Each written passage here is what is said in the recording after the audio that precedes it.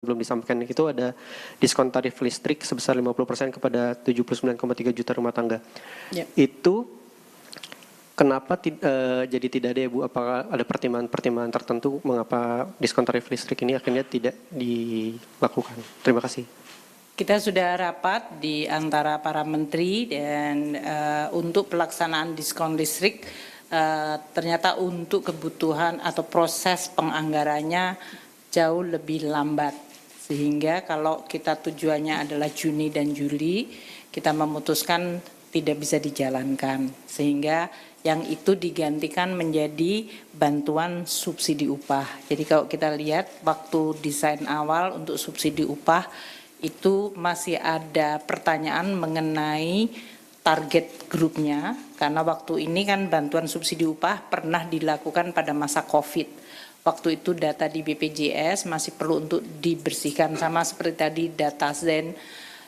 Dan sekarang karena BPJS Tenaga Kerja datanya sudah clean untuk betul-betul pekerja yang di bawah 3,5 juta dan sudah siap, maka kita memutuskan dengan kesiapan data, kecepatan program, kita mentargetkan untuk bantuan subsidi upah.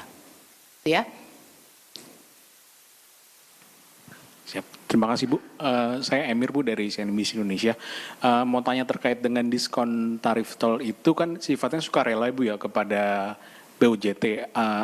Apakah udah dikomunikasikan dengan BUJT untuk menjalankan diskon tarif tol ini, dan apakah ada penolakan ya Bu dari BUJT sendiri melihat sifatnya sendiri ini kan sukarela, sementara saat ini juga banyak badan usaha jalan tol yang keuangannya berat gitu.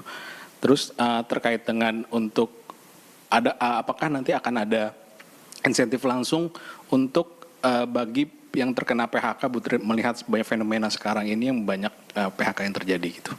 Terima kasih.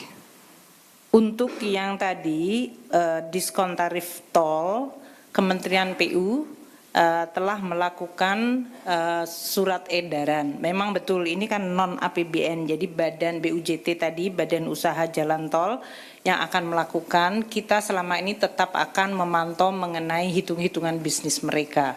Jadi dalam hal ini nanti kita juga akan perhatikan apakah dengan adanya diskon ini viability-nya dari bisnis jalan tol mereka masih tetap baik, dan kalau seandainya mereka mengalami hal-hal yang sifatnya dampak negatif, itu langkah apa yang akan dilakukan. Namun kita sudah melakukan beberapa kali, rasanya tetap bisa dijalankan dengan baik. Yang kedua tadi apa pertanyaannya?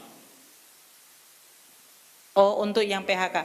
Ya tadi memang yang berhubungan dengan pekerja di industri yang labor intensif, yang kita berikan adalah kemungkinan kalau terjadi kehilangan pekerjaan, mereka mendapatkan jaminan kehilangan pekerjaan.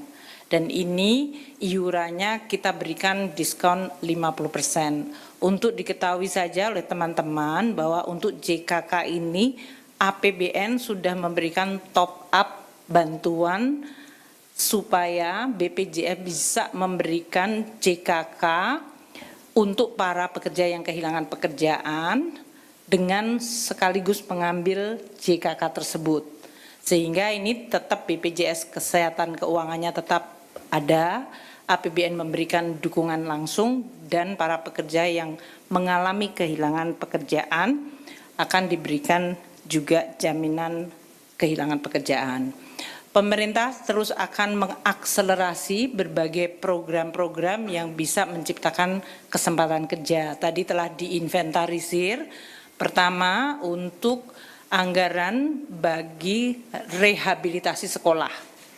Itu dilakukan untuk Kementerian Dikdasmen, renovasi sekolah, itu akan segera dilakukan untuk sekitar 300.000 sekolah dengan anggaran 16,9 triliun. Ini sudah mulai dijalankan. Yang kedua, Menteri PU juga akan mengakselerasi pembangunan irigasi, ya Pak Menteri, dalam hal ini untuk mendukung ketahanan pangan. Ini juga proses anggarannya sudah dilaksanakan untuk segera bisa dilaksanakan konstruksinya pada bulan Juli atau paling lambat Agustus sebelum musim tanam yang tadi Pak Menteri Pertanian itu 12 triliun rupiah. Dan juga untuk sekolah rakyat itu ada 100 titik plus 100 dari swasta dengan jumlah murid 10.000. Ini di luar yang tadi saya sudah sampaikan mengenai Koperasi Merah Putih, kemudian program untuk akselerasi pembangunan dan kepemilikan perumahan untuk masyarakat berpendapatan rendah, yaitu 2 juta upgrading rumah plus 350 FLPP untuk masyarakat berpendapatan rendah. Itu 84 triliun anggarannya sendiri.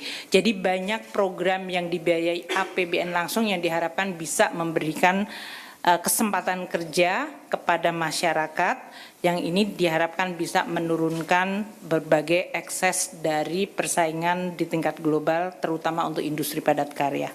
Mungkin itu ya. Terima kasih semuanya. Udah banyak.